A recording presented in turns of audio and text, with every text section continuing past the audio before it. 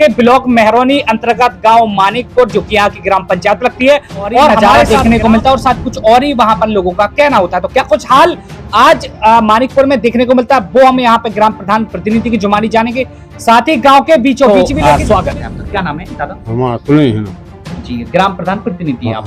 जी, अच्छा, बात करें किस तरह लोग यहाँ पे रह रहे हैं, बात करें तमाम व्यवस्थाओं को लेकर, जिस तरह सरकार द्वारा लगातार दावे किए जाते हैं, चाहे वो स्वास्थ्य हो, शिक्षा हो, पेयजल की बात करें या सड़कों की बात करें या पानी की बात करें या तमाम व्यवस्थाएं या हम आवास शौचालयों की भी बात करें, तो किस तरह गाँव में देखने को मिलती है, वो क्या नजारा देखने को मिलता है। तो इस कोई विकास नहीं, जैसे आवास है तो 4 से पुराने हथे सुबह है, माने पक्को काम कोई न नाली न सिरसी, एक सिरसी वहाँ कुल 150 किलोमीटर 150 मीटर हम बात आना चाहिए। हमने साहब मांग करी थी उनसे, सांसद जी से कि साहब थोड़ा समय हमें मिल जाए। अच्छा, कहाँ पे पहुंचे थे हम सांसद जी धुलवाड़ा, तो क्या कहा? धुलवाड़ा हम पहुंचे थे पता लगा के, माने सांसद जी से हमने निवेदन किया कि साहब थोड़ा सा समय हमें मिल जाए 10 मिनट को, क्या बगल आने की व्यवस्था हो कर नहीं सकल। बिजली व्यवस्था क्या है आपके गांव में बिजली के लिए? बिजली के लिए बस यही 24 घंटा में 4 से घंटा आउट। अच्छा, तो जो क्या व्यवस्थाएं मुक्तिधाम है आपके गांव में? नहीं, मुक्तिधाम नहीं होना चाहिए, नहीं होना चाहिए साहब, जमीन डरी 10 डेसिमल। अच्छा, मुक्तिधाम नहीं होने से सुविधा नहीं मिल रही। अच्छा, क्या समस्या होती है? माने अपने बढ़ती हुई देखी जाती है। तो हम और भी लोगों से मुलाकात करवाएंगे और वो क्या कुछ कहते हैं वो भी हम आपको बताएंगे, साथ ही हम किसानों से भी आपको रूबरू करवाएंगे, किसानों का हाल क्या कुछ देखने को मिलता है। तो इस समय हम मौजूद हैं जनपद ललितपुर के ब्लॉक मेहरौनी अंतर्गत गांव मानिकपुर जो कि यहाँ की ग्राम पंचायत लगती है और हमारे साथ ग्राम प्रधान प्रतिनिधि हैं।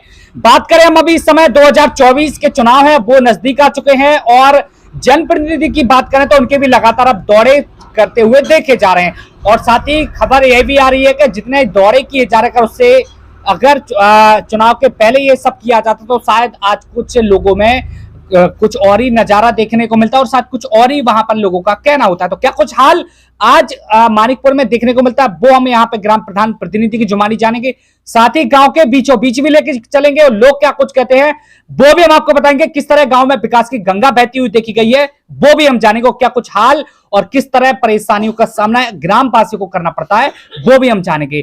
तो स्वागत है आपका। क्या नाम है दादा? हमारा जी, ग्राम प्रधान प्रतिनिधि है आप। जी, अच्छा, बात करें अभी गांव में विकास को लेकर, तमाम जनप्रतिनिधि, उत्तर प्रदेश सरकार और केंद्र सरकार भी लगातार कई दावे करते हैं विकास को लेकर, जनप्रतिनिधि भी करते हैं, तो क्या हाल आपके गांव में क्या क्या विकास किए गए हैं? अब कोई विकास नहीं, जैसे आवास है तो 4 से पुराने हथे सुबह है, माने पक्को काम कोई न नाली न सिरसी, एक सिरसी वहाँ कुल 150 किलोमीटर 150 मीटर हम बात करें पानी को, जल जीवन मिशन योजना अंतर्गत घर घर जल पहुंचाने का काम किया जा रहा है, पाइपलाइन बिछाई जा रही है। पाइपलाइन हो गई और ये नल लग गए जैसे, अब पानी चालू नहीं है। जी, स्वास्थ्य हो गया, शिक्षा हो गया, इनका क्या है? स्वास्थ्य शिक्षा नहीं, गांव में स्वास्थ्य सेवा है कोई उपलब्ध है आपके गांव में? नहीं है। अच्छा, शिक्षा को लेके गांव में शिक्षा व्यवस्था क्या है? शिक्षा व्यवस्था क्या है? अच्छा, बात करें हम जनप्रतिनिधि की, विधायक हो गए, सांसद हो गए, मंत्री हो गए, गांव में आते हैं नहीं आते? कोई नहीं नहीं आते। हाँ। अच्छा, क्या लगता है आपको आना चाहिए नहीं आना चाहिए? बिल्कुल आना चाहिए। हमने साहब मांग करी थी उनसे, सांसद जी से कि साहब थोड़ा समय हमें मिल जाए।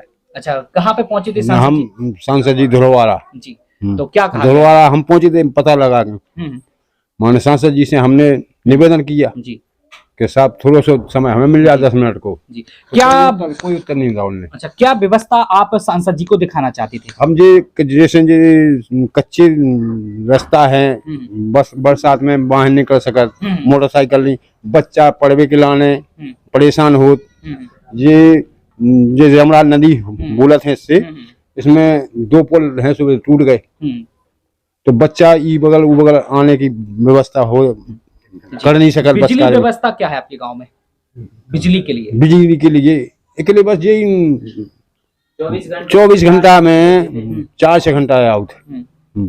अच्छा, तो जो दादा है वो दिखाना चाह रहे थे सांसद जी को यहाँ के गांव की व्यवस्था की, यहाँ की व्यवस्थाएं देखी जाए, सड़कों किस हाल में यहाँ पे देखने को मिलती हैं, बात करें हम यहाँ पे कि शिक्षा को लेकर और तमाम व्यवस्थाएं, स्वास्थ्य सेवाओं को लेकर भी नजारा दिखाना चाह रहे थे, लेकिन सांसद जी मानिकपुर में नहीं पहुंचे, जिससे कि दादा में काफी रोष भी देखने को मिला है। और शायद अगर वो आते तो यहाँ पे नजारा भी दिखते और थोड़ा गांव का भी हाल दिखते, गांव वालों से भी थोड़ा सा जानते कि किस तरह लोग यहाँ पे रह रहे हैं। बात करें तमाम व्यवस्थाओं को लेकर, जिस तरह सरकार द्वारा लगातार दावे किए जाते हैं, चाहे वो स्वास्थ्य हो, शिक्षा हो, पेयजल की बात करें या सड़कों की बात करें या पानी की बात करें या तमाम व्यवस्थाएं या हम आवास शौचालयों की भी बात करें, तो किस तरह गांव में देखने को मिलती है, वो क्या नजारा देखने को मिलता है, तो इस बारे में भी थोड़ी सी चर्चा होती। लेकिन बात करें आज कुछ स्थितियां यहाँ पे दुरुस्त देखने को मिलती हैं और कुछ व्यवस्थाएं ऐसी देखने को मिलती है कि जो कि बाकी में दम तोड़ती हुई देखी जाती। तो आपको क्या लगता है कि व्यवस्थाएं गांव में दुरुस्त होना चाहिए, नहीं होना चाहिए? हाँ बिल्कुल दुरुस्त होना चाहिए जी। अच्छा, आप जब से ग्राम प्रधान यानी प्रतिनिधि आप बने हैं, तब से आप कितनी व्यवस्थाओं को आप दुरुस्त करने का काम करें, कितनी व्यवस्था अभी तक दुरुस्त हो चुकी है और आने वाले समय में कितनी होना चाहिए? माने कृषि होना चाहिए, नाली होना चाहिए, और जो लाइट की व्यवस्था है बात होने चाहिए सही से। तो तमाम जनप्रतिनिधि हैं उनको भी इस ओर ध्यान देना चाहिए। यहाँ के जो विधायक हैं, जो मंत्री हैं और जो सांसद हैं, उनको भी इस ओर ध्यान देना चाहिए। जब चुनाव के समय आता है, चुनाव का समय जब आता है तो चुनाव के समय लगातार दावे किए जाते हैं और घर घर जाकर हाथ जोड़कर प्रार्थना की जाती है कि वोट दें, क्योंकि हम आपके गांव का विकास करें। और हम बात करें यहाँ पे नजारे की, तो आज देख सकते हैं यहाँ पे कि 5 साल का कार्यकाल यहाँ पे हो चुका है और आज हाल क्या कुछ यहाँ के जो एक जनप्रतिनिधि हैं वो खुद अपनी जुबानी बता रहे हैं कि किन हालातों से लोग आज रह रहे हैं और चुनाव के बाद से कोई भी जनप्रतिनिधि यहाँ का हाल जानने के लिए नहीं पहुंचा है। तो इस ओर जो तमाम जनप्रतिनिधि है उनको भी ध्यान देना चाहिए, आए और देखें क्या कुछ व्यवस्थाएं। मुक्तिधाम है आपके गाँव में? नहीं मुक्तिधाम नहीं होना चाहिए, नहीं होना चाहिए सब जमींदारी 10 डेसिमल। अच्छा, मुक्तिधाम नहीं होने से सुविधा नहीं मिल रही। अच्छा, क्या समस्या होती है? माने अपने कोई खाते में पैसा आ रहा हुआ। नहीं, मुक्तिधाम नहीं होने से क्या समस्या होती है? और जैसे जिसके पास जमीन नहीं है, जिसका आदमी अगर सुरक्षाधाम को चले गया तो उसको परेशानी है, जलावे के लाने कहाँ ले जाए जलावे। दाह संस्कार के समय लोगों की समस्याएं बढ़ जाती हैं, जिनके पास जगह नहीं है। और बात करें बरसात के मौसम में, तो उस समय भी लोगों की काफी समस्याएं बढ़ती हुई देखी जाती है। तो हम और भी लोगों से मुलाकात करवाएंगे और वो क्या कुछ कहते हैं वो भी हम आपको बताएंगे। साथ ही हम किसानों से भी आपको रूबरू करवाएंगे, किसानों का हाल क्या कुछ देखने को मिलता है, जबकि वर्तमान सरकार तमाम दावे करती है कि किसानों के लिए भी लगातार काम करते हुए देखा जा रहा। तो बने रहिए हमारे साथ, और भी लोगों से मुलाकात करवाएंगे और क्या कुछ लोग कहते हैं। साथ ही गांव के अंदर भी हम आपको लेकर चलेंगे, क्या कुछ लोग यहाँ के कहते हैं, किस तरह यहाँ की व्यवस्थाएं हैं वो दम तोड़ती हुई देखी जाती है। तो तब तक फिलहाल के लिए मैं दीजिए इजाजत, नमस्कार।